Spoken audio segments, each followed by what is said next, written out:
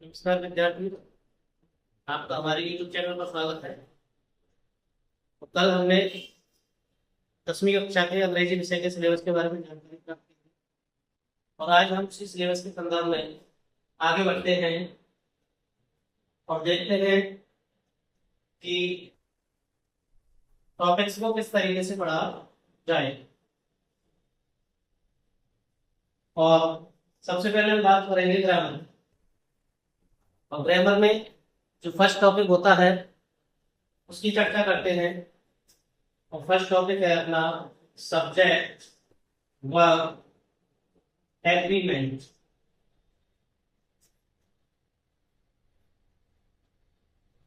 Subject verb agreement. अब topic को पढ़ने से पहले हमें यह समझना होगा कि जो सब्जेक्ट वर्ब एग्रीमेंट है उसमें तीन शब्द है। एक तो है सब्जेक्ट, एक है वर्ब और एक है एग्रीमेंट। तो तीनों शब्दों को जानने के लिए हमें एक एक को पढ़ना पड़ेगा। पहले सबसे पहले बात करते हैं सब्जेक्ट। और सब्जेक्ट का मतलब होता है कर्ता। कर्ता को यदि जाने तो कोई भी एक्शन है, कोई भी कार्य है, उसको करने वाला जो होगा वो कहलाता है हमारा कर्ता। किसी भी कार्य को, किसी भी क्रिया को करने वाला जो है वो कहलाता है कर्ता। क्रिया या कार्य को करने वाला सब्जेक्ट या कर्ता कहलाता है। जिस किसी के द्वारा भी कोई क्रिया या कार्य किया जा रहा है वो शब्द क्या कहलाएगा? कर्ता कहलाता है। और जो सब्जेक्ट है, सब्जेक्ट विशेष करके दो रूप में हो सकता है। एक तो है नाउन और एक है प्रोनाउन। कोई भी वाक्य हो, कोई भी सेंटेंस हो, वहां पर यदि सब्जेक्ट दिया गया होगा तो सब्जेक्ट रूप में दो ही चीजें होंगी। एक तो नाउन होगा और एक प्रोनाउन होगा। नाउन का मतलब होता है संज्ञा और प्रोनाउन का मतलब होता है सर्वनाम। संज्ञा से तात्पर्य है कोई भी नाम, चाहे वो वस्तु का नाम हो, चाहे व्यक्ति का नाम हो, चाहे स्थान का नाम हो। सेंटेंस में यदि कोई भी नाम दिया गया है तो वो क्या हो सकता है? नाउन हो सकता है। और नाउन ही क्या होता है? सब्जेक्ट होता है। और नाम के स्थान पर प्रयुक्त होने वाले शब्द, नाम के स्थान पर प्रयुक्त होने वाले जो शब्द है वो कहलाते हैं हमारे सर्वनाम। तो नाउन और प्रोनाउन दोनों क्या हो सकते हैं? सब्जेक्ट हो सकते हैं। अब बात करते हैं वर्ब की।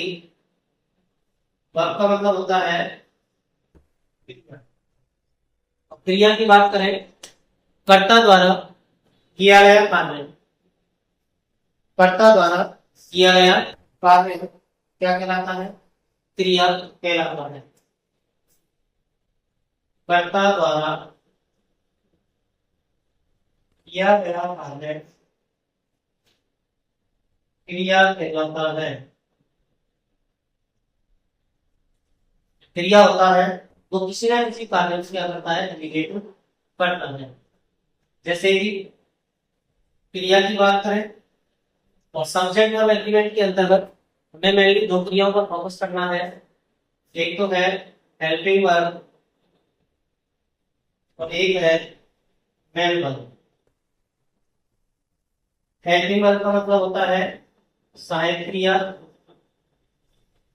और मेन वर्ब का मतलब होता है मुख्य क्रिया। सहायक क्रिया का मतलब है ऐसी कोई भी क्रिया जो टेंस बताने का कार्य करती है वो क्रिया कहलाती है सहायक क्रिया। और सहायक क्रिया मेनली मुख्य क्रिया का सहयोग करती है। तो हम ये भी कह सकते हैं कि मुख्य क्रिया का सहयोग करने वाली जो क्रियाएं हैं वो कौन सी क्रिया कहलाएगी? सहायक क्रिया कहलाएंगी। मुख्य क्रिया का सहयोग करने वाली क्रिया है। और जो मुख्य क्रिया है वो किसी कार्य को क्या करती है, कार्य को इंगित करती है। ये मैंने कार्य को इंगित करेगी, जो कार्य को इंगित कर रही है वो मुख्य क्रिया है, और जो मुख्य क्रिया का सहयोग कर रही है वो कौन सी क्रिया है, सहायक क्रिया। सहायक क्रिया और मुख्य क्रिया के आधार पर हम टेंस का पता लगा सकते हैं, और इनके आधार पर भी टेंस को पढ़ा जाता है। इसके अगला टॉपिक आपका टेंस आएगा, तो हम टेंस में ये चीज विस्तार से जानेंगे। लेकिन अब फिलहाल हम बात कर रहे हैं सब्जेक्ट और एग्रीमेंट की, जिसमें हमें सब्जेक्ट को पढ़ना है, वर्ब को पढ़ना है और एग्रीमेंट देखना है। तो दो चीजें हो गई, एक सब्जेक्ट हो गया, एक वर्ब हो गई। इनको नोट करो पहले, फिर उसके बाद बात करते हैं एग्रीमेंट की।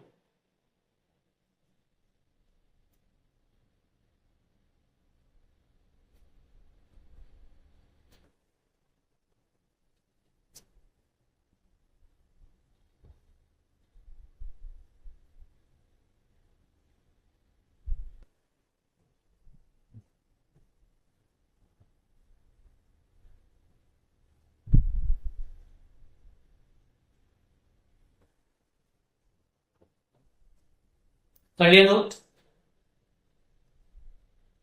चलो अब आगे बढ़ते हैं एग्रीमेंट की तरफ। क्या एग्रीमेंट होता है?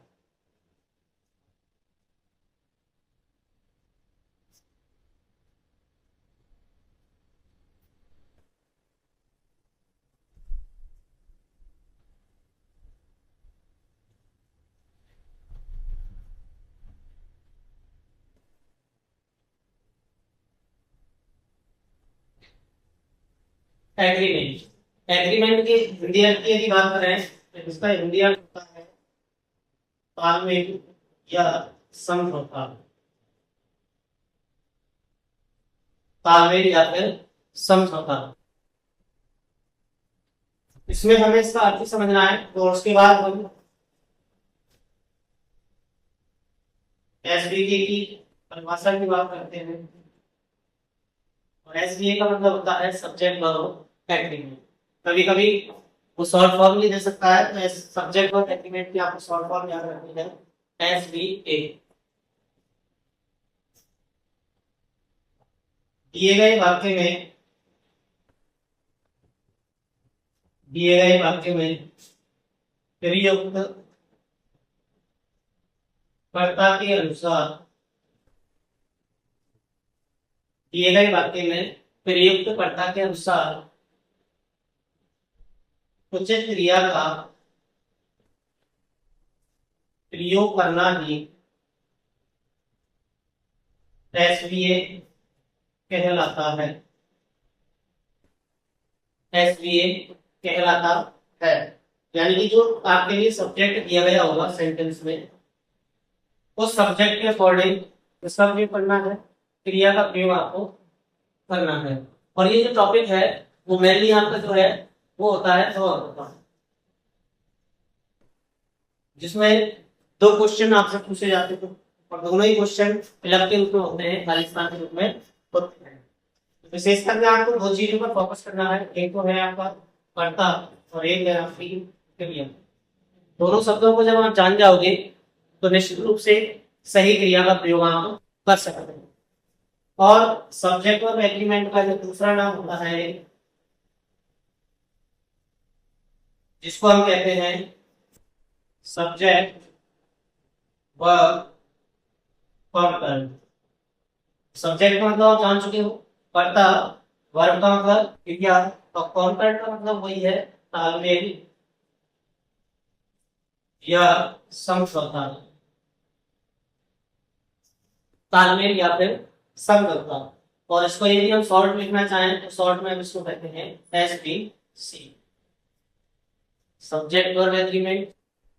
दिए गए वाक्य में प्रयुक्त कर्ता के अनुसार उचित क्रिया का प्रयोग करना ही एसबीए या फिर एसबीसी कहलाता है।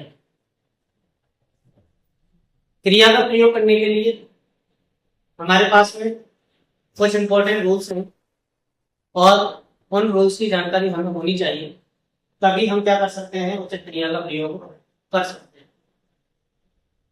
और इसके लिए जब तक वो नियम याद नहीं होंगे या फिर हम नियमों की जानकारी हासिल नहीं करेंगे, तब तक उचित क्रिया का प्रयोग नहीं कर सकते।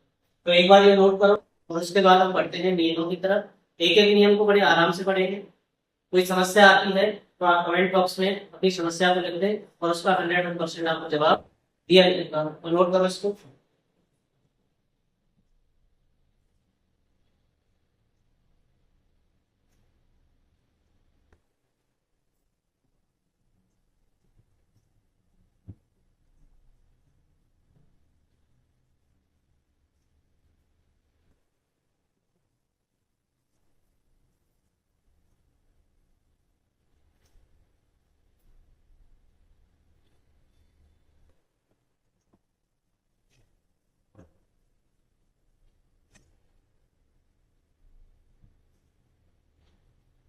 कर लिया नोट?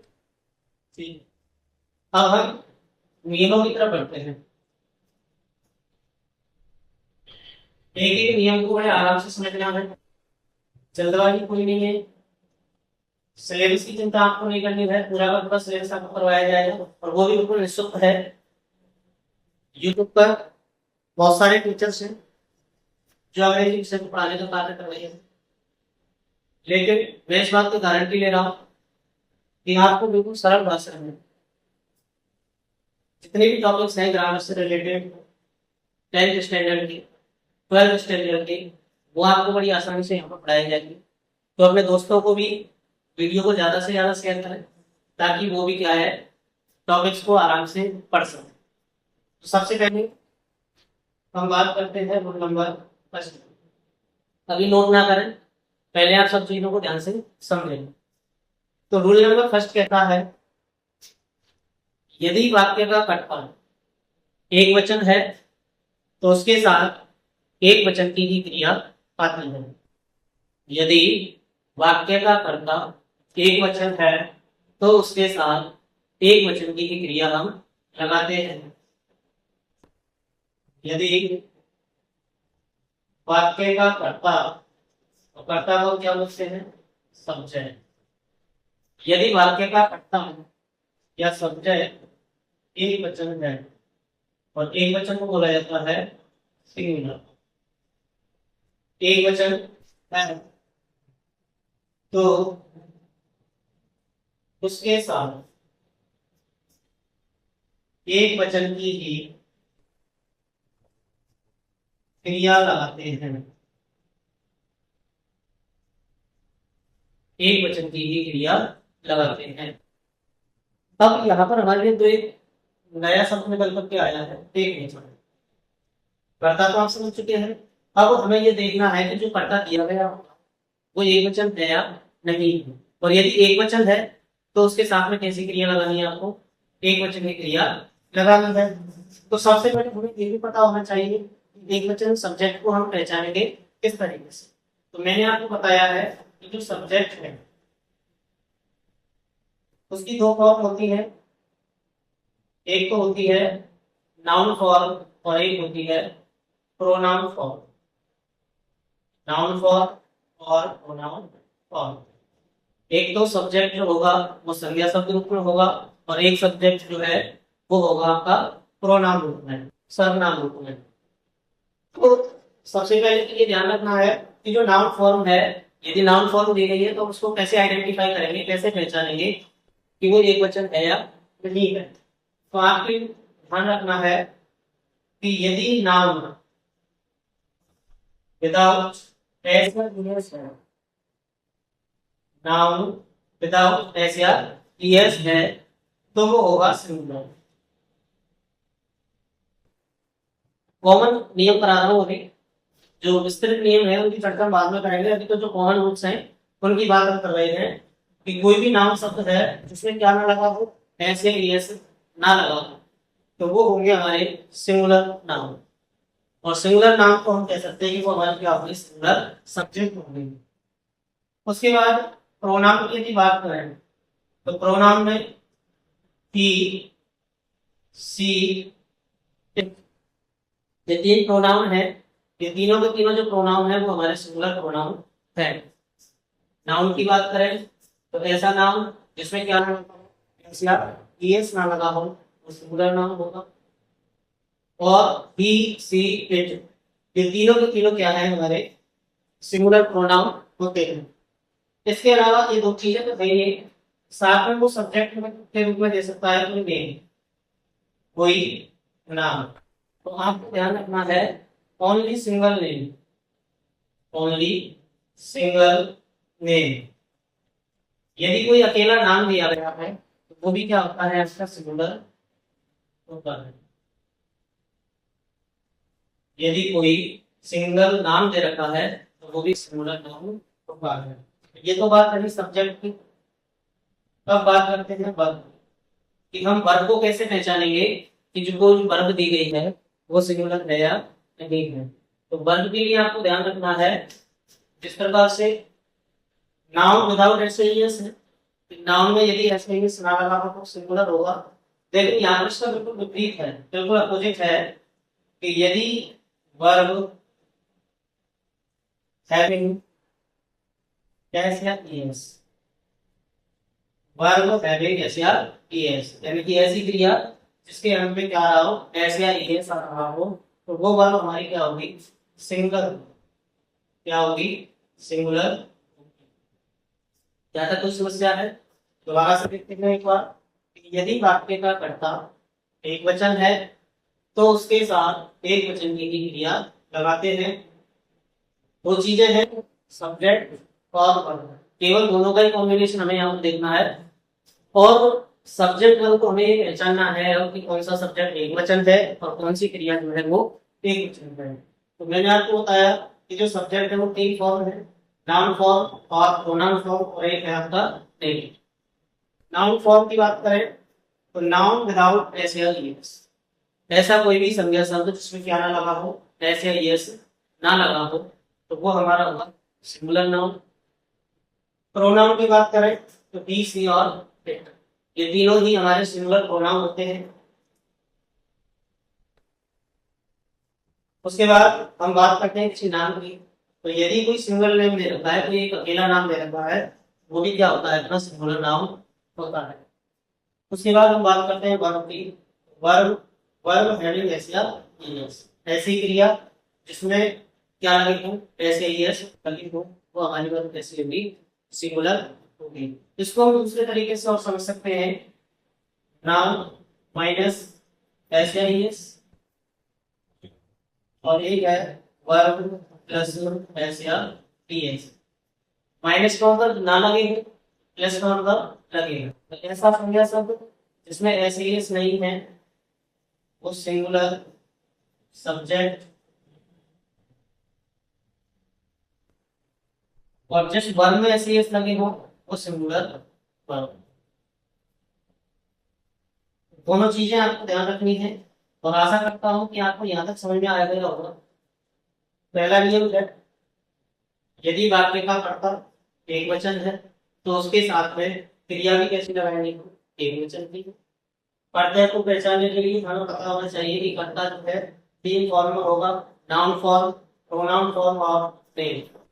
नाउन फॉर्म को हम कैसे पहचानेंगे कि वो एक वचन है या नहीं है, तो ध्यान रखना है कि वो कैसे होगा, विदाउट ऐसे आप यस लिख। प्रोनाउन की यदि बात करें, प्रोनाउन में आपको ध्यान रखना है ही शी और इट। और नेम की यदि बात करें तो आपको ध्यान रखना है कि कोई सिंगल नेम आपको दिया गया होगा, वो सिंगल नेम भी क्या होगा, आपका सिंगुलर नाउन होगा। उसके बाद हम बात करते हैं वर्ब की, कि वर्ब जो है उसमें क्या लगा होगा, एस या ईएस, और जिस वर्ब में एस एस लगा हो वो वर्ब होती है हमारी सिंगुलर। और उसके बाद ये इसको मैंने शॉर्ट में लिख दिया है, noun minus S S is equal to singular subject, verb plus S S is equal to singular verb. तो यहाँ तक आप एक बार नोट कीजिए। उसके बाद हम देखते हैं इसके कुछ महत्वपूर्ण एग्जाम्पल्स जो ज्यादातर परीक्षाओं में पूछे जाते हैं। नोट करो।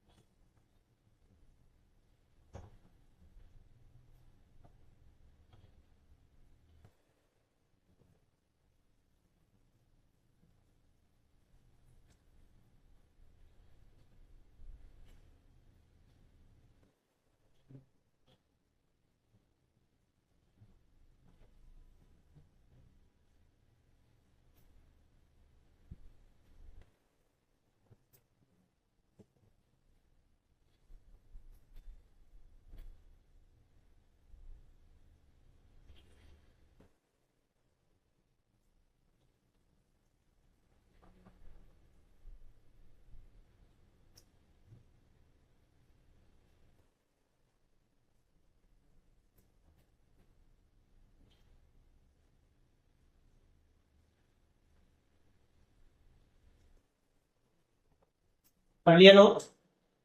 देखिए, अब हम आगे बढ़ते हैं। इस नियम के हम देखते हैं एग्जाम्पल्स। तो घबराना बिल्कुल ही नहीं है। यदि कोई चीज समझ में नहीं आती है तो आप कमेंट बॉक्स में अपनी समस्या लिख दें, उसका जवाब आपको दिया जाएगा। और ये कुछ आपके जो सिलेबस है ना, इसमें कुछ ऐसे टॉपिक्स दिए गए हैं जो आपको कंपटीशन लेवल पर भी देखने को मिलेंगे।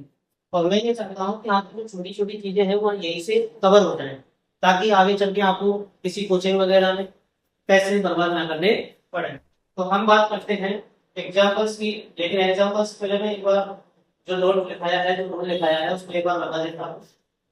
नाउ माइनस एसआईएस बराबर सिंगुलर सब्जेक्ट, और सिंगुलर सब्जेक्ट के साथ में जो वर्ब है वो भी कैसी लगेगी? सिंगुलर। और सिंगुलर वर्ब को पहचानने के लिए हमें ध्यान रखना है कि verb plus S R yes, verb में क्या लगा होगा? ऐसे यस। चलो ठीक है, हम इसके एग्जाम्पल्स की बात करते हैं। और एग्जाम्पल्स में यदि हम देखें तो सबसे बेसिक से चल रहे हैं यहाँ। मैंने यहाँ पर लिखा राम ब्लैक स्पेस एज या आर फुटबॉल फुटबॉल। बिल्कुल बेसिक से, बिल्कुल जीरो से हम पढ़ रहे हैं आगे की तरफ। यहाँ हमने देखा राम पाकिस्तान ब्रैकेट में एज या आर फुटबॉल। यहाँ पर ये तो हो गया आपका सब्जेक्ट, और हमें जो वर्ब करनी है वो करनी है एज और आर में से। तो हमें पहले यहाँ सब्जेक्ट को देखते हैं। सब्जेक्ट दिया गया है राम। ये चीज आप भली भांति जानते हो कि राम जो है वो किसी ना किसी का क्या है? नाम। और नाम के लिए मैंने आपको बताया कि यदि कोई सिंगल नेम दे रखा है, कोई एक अकेला नाम दे रखा है तो वो सिंगुलर होता है। और सिंगुलर नाउन के साथ में, सिंगुलर सब्जेक्ट के साथ में एक वचन की क्रिया लगाते हैं, सिंगुलर वर्ब लगाते हैं। और सिंगुलर वर्ब को पहचानने के लिए मैंने आपको बताया है कि जो वर्ब दी गई होगी उसमें से आपको देखना है कि एस या ईएस इसमें लगा हुआ है। जिस वर्ब में एस या ईएस लगा होगा वो वर्ब मानी जाएगी सिंगुलर, यानी कि एक। यहाँ कर्ता एक वचन है, तो अब हमें क्या करना है? दोनों में से किसी एक वर्ब को भरना है। यहाँ जिस वर्ब में क्या लगा है? एस या ईएस, वो वर्ब है हमारी एक वचन की क्रिया। तो आप अच्छी प्रकार से देख सकते हैं कि इज में क्या लगा है? एस। तो इसके साथ में जो वर्ब है वो क्या आ जाएगी? एज आ जाएगी। क्यों? क्योंकि नाम एक दिया गया है और एक नाम जो है वो क्या होता है? एक वचन करता होता है। दूसरा एग्जाम्पल यदि हम देखें, सॉरी, बॉय पाकिस्तान हैज या have played cricket. Boy has या हैव प्लेड क्रिकेट, ये सब्जेक्ट और ये दोनों हो गई आपकी वर्ब। बॉय को यदि हम देखें तो मैंने आपको सब्जेक्ट की तीन कैटेगरी बताई, एक तो नाउन, एक प्रोनाउन और एक नेम। तो सबसे पहले हम ये देखते हैं कि बॉय जो है कोई नाम है क्या? नहीं है। उसके बाद हम देखते हैं कि कोई प्रोनाउन है क्या? तो प्रोनाउन मैंने आपको तीन बताए हैं, ही, सी और इट। उन तीनों में से भी नहीं। अब तो बचा, तो क्या बचा? नाउन। क्या बचा? नाउन। और नाउन के लिए मैंने बताया है कि वो क्या होगा? विदाउट एस या ईएस, यानी कि जिसमें क्या नहीं लगा होगा? एस या ईएस नहीं लगा होगा, वो एक वचन करता होगा। तो यहाँ पर हम देख रहे हैं कि बॉय है, बॉय में एस या ईएस लगाया क्या? नहीं लगा है। और जब नहीं लगा है तो जो बॉय शब्द है तो कैसा हो गया? एक वचन। और एक वचन के साथ में जो क्रिया है वो क्रिया हम कैसी लगाएंगे? एक वचन की क्रिया लगाएंगे। और एक वचन की क्रिया को यदि हम देखें, और क्रिया के लिए मैंने बताया कि क्रिया में क्या लगा होगा? एस या ईएस। हम कह सकते हैं कि यहाँ पर क्या आ जाएगा? हैज। आशा करता हूँ कि दोनों एग्जाम्पल आपको अच्छी प्रकार से समझ में आ गए होंगे। यदि समझ में नहीं आए हैं तो आप कमेंट बॉक्स में लिख दें, मैं आपको दोबारा से एक्सप्लेन कर दूंगा। नियमों को बिल्कुल बेसिक से पढ़ना है, बिल्कुल जीरो से पढ़ना है। कोई भी समस्या यदि आती है तो कमेंट बॉक्स में लिखें। और वीडियो यदि अच्छा लगा हो तो ज्यादा से ज्यादा अपने दोस्तों को, अपने भाई बहनों को शेयर करें, ताकि वो भी इतनी आसानी से ग्रामर के कंसेप्ट को सीख सकें और अंग्रेजी विषय में ज्यादा से ज्यादा अंक प्राप्त हासिल कर सकें। इससे आगे रोल नंबर सेकंड की हम चर्चा करेंगे अगली वीडियो में, अगले दिन। तो बने रहिए आप हमारे यूट्यूब चैनल पर। चैनल को सब्सक्राइब करें, ज्यादा से ज्यादा शेयर करें, ताकि लोग, स्टूडेंट्स जिनको अंग्रेजी विषय से डर लगता है, वो अंग्रेजी विषय को बड़ी आसानी से और सरल शब्दों में सीख सकते हैं। आज के लिए इतना ही, मिलते हैं कल। धन्यवाद।